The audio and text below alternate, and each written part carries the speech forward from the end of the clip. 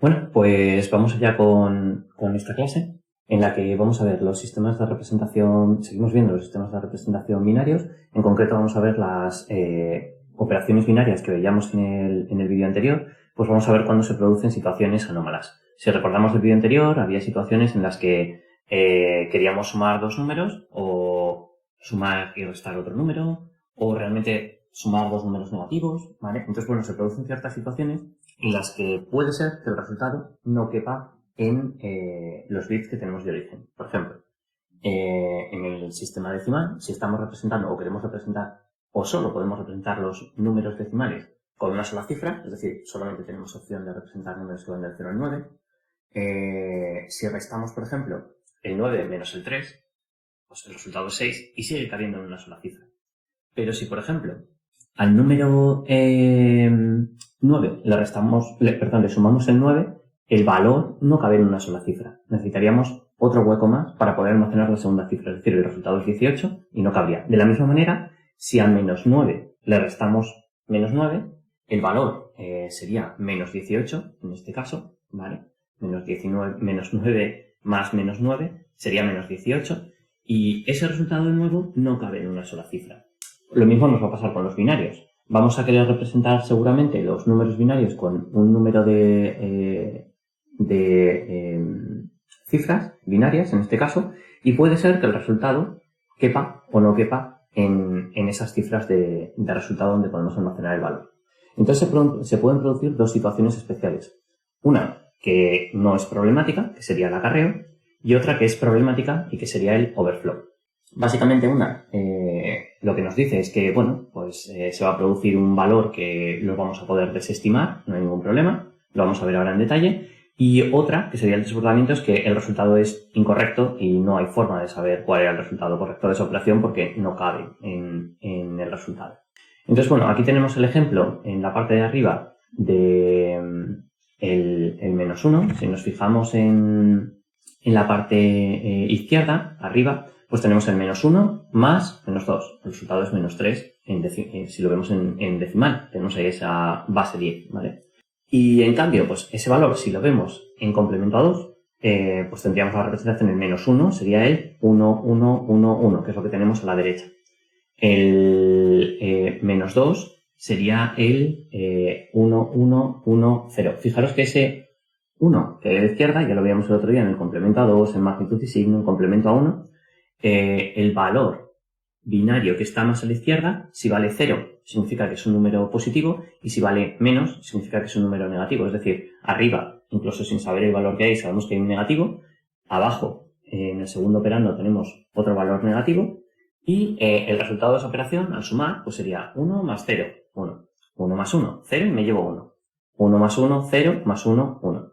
Y me llevaba 1 del anterior. 1 más 1, 0. El 1 que me llevaba 1. Y el 1 que me vuelvo a llevar de la operación anterior, pues es ese acarreo que viene marcado ahí en rojo.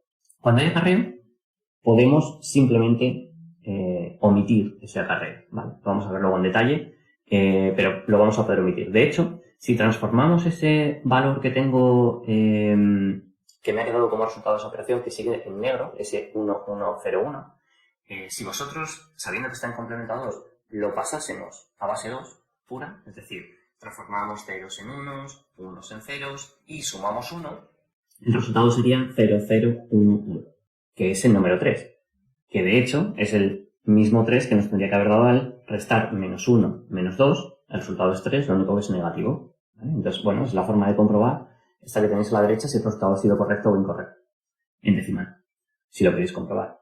¿Y cuándo se produce el desbordamiento? Pues igual que nos pasaba, que estábamos explicando antes, pues cuando no caben los resultados en los bits que tengo para ello, ¿vale? O el número de cifras que puedo tener o en donde quiero almacenar el resultado.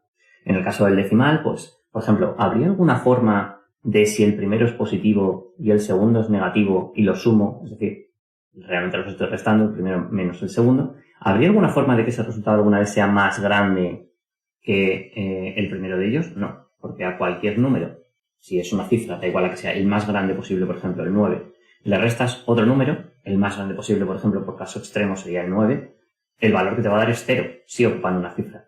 Si le restásemos el 1, sigue ocupando una cifra. incluso si tuviésemos el valor 1 en positivo y le restásemos el valor 9, que sería el más grande posible, o al 0, mejor dicho, le restásemos el 9, el valor es menos 9, sigue cabiendo en una sola cifra, ¿vale?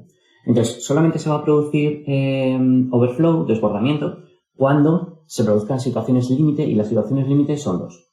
Cuando sumamos dos números positivos o cuando restamos dos números negativos. Lógicamente, si sumo 3 más 2 en decimal, el resultado sigue cabiendo en una sola cifra, es 5. Pero también podría haber sumado 9 más 8, y el resultado son 17 y no cabe en una cifra. Es decir, ¿siempre se va a producir desbordamiento? No.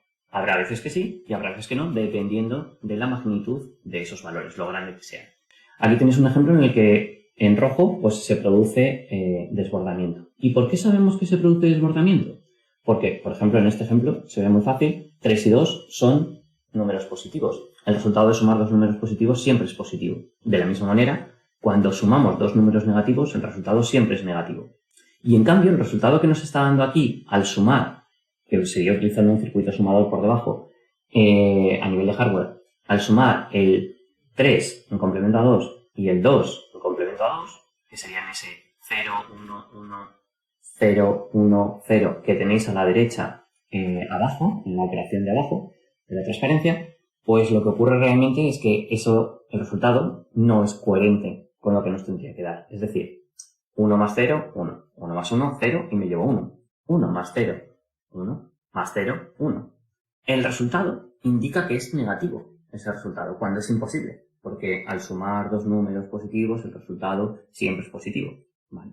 Entonces, bueno, eso es lo que nos indica que ha habido un overflow. Vamos a saber que ha habido un desbordamiento en el cálculo, que hay un error en ese cálculo, cuando el resultado tiene un signo diferente al esperado. Y eso solo ocurre en las dos situaciones que estábamos comentando.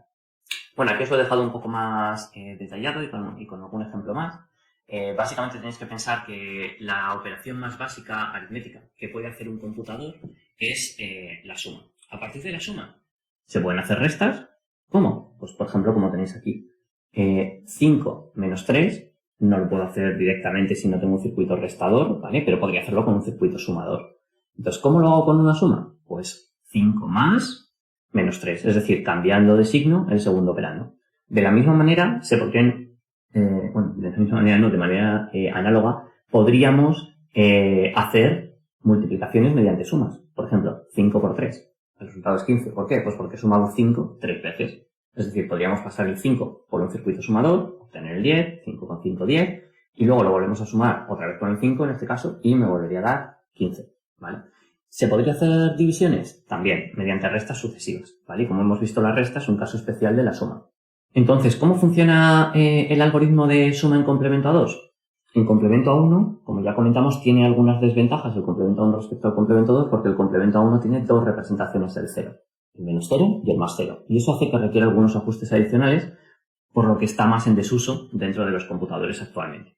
Entonces, bueno, resumiendo, pues si ambos son positivos o negativos, lo que vamos a tener es que ver si algo es acarreo o si algo es overflow.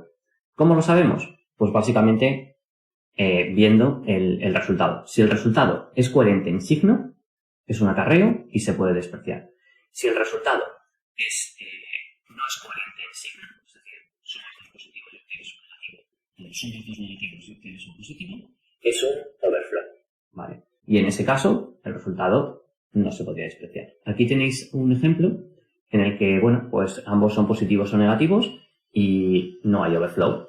No hay ningún problema, ¿vale? Menos 5, menos 9, le resto el menos 14, cabe en ese número de dígitos que yo he decidido utilizar en binario, ¿vale? Que podría ser, en este caso concreto, pues podría ser una posición de memoria RAM de 8 bits, o podría ser una variable de 8 bits declarada, o podría ser un registro de 8 bits, ¿vale?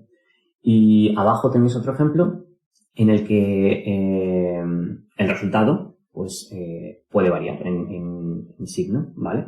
En este caso, pues, ¿cómo lo sabemos? Pues básicamente, si no hay acarreo al final, el resultado va a ser negativo, ¿vale? Y si hay acarreo al final, el resultado es positivo y se desprecia ese 1. Entonces, en el caso justo que tenéis abajo, lo que ocurre es que los dos, uno es positivo y otro es negativo, es decir, digamos que tenemos que ejecutar la parte de este algoritmo en la parte de abajo. ¿Hay acarreo final? Sí. Hay un 1 como acarreo final. Entonces, bueno, como hay acarreo al final, el resultado significa que es positivo. Entonces despreciamos el acarreo y ya está, estaría hecho. ¿Vale? Y si no hay acarreo no hace falta hacer nada porque ya te va a quedar en los dígitos que tú esperas y no hay que hacer ningún ajuste adicional.